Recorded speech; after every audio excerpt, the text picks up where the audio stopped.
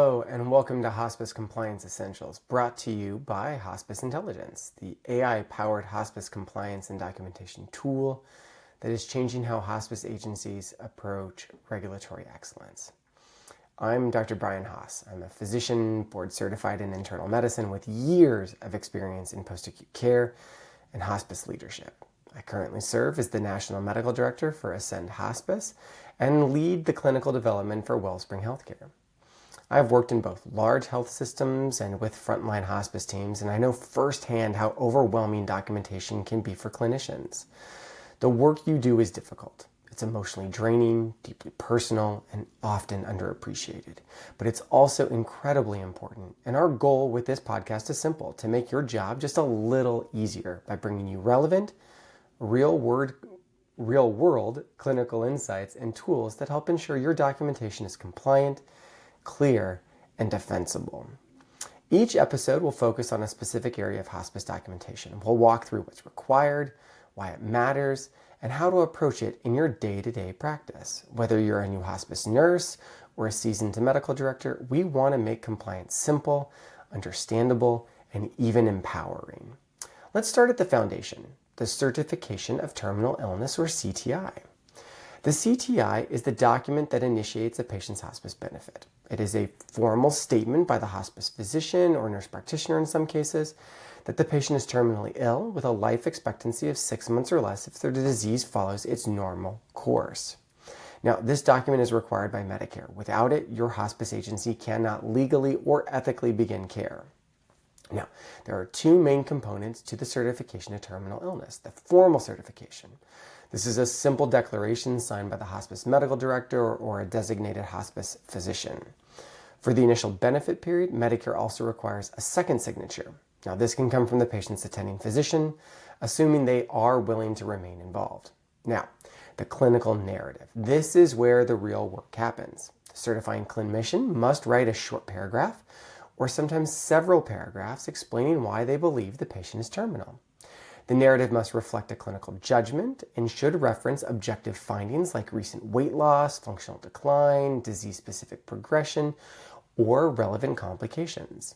So if you're doing a recertification after the first 90-day period or any of the subsequent 60-day periods, only one physician certification is needed.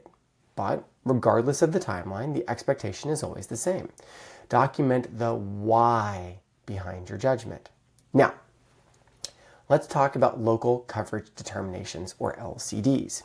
These are guidelines issued by your Medicare Administrative Contractor, or MAC, that outline what Medicare considers to be sufficient clinical evidence to support hospice eligibility for various diagnoses. Now, there are two broad types of LCDs. The first one is the general decline criteria. Now, this applies to all hospice patients.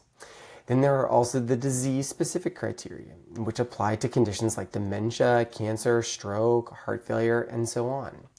We'll be diving deeper into the disease-specific LCDs in future episodes, but today we want to focus on the concept of general decline because it is foundational to hospice documentation.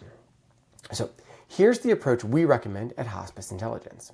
Start with general decline. Ask yourself, has the patient experienced a measurable progressive decline in weight, functional ability, oral intake, or cognitive capacity?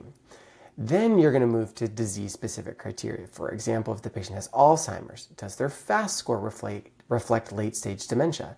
If it's heart failure, what's their ejection fraction or symptom burden?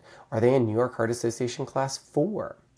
Many patients will meet criteria across both domains, but it's the general decline criteria that often paints the clearest picture of terminality. Now, why do LCDs matter so much?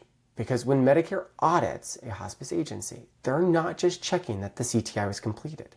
They're checking whether the documentation supports eligibility. So if your CTI negative clearly aligns with LCD expectations, your documentation is strong.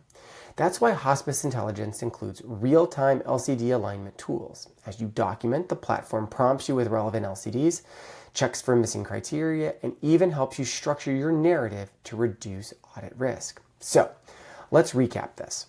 The CTI is your starting point. It's the document that certifies terminal illness and allows hospice services to begin. It must be signed by the right providers, completed before care starts, and supported by a clinical narrative. That narrative should be grounded in the general decline LCDs and, when appropriate, supplemented with disease-specific criteria. Now, in our next episode, we're going to take a deeper dive into the Medicare eligibility framework itself. What does CMS mean by a 6-month prognosis?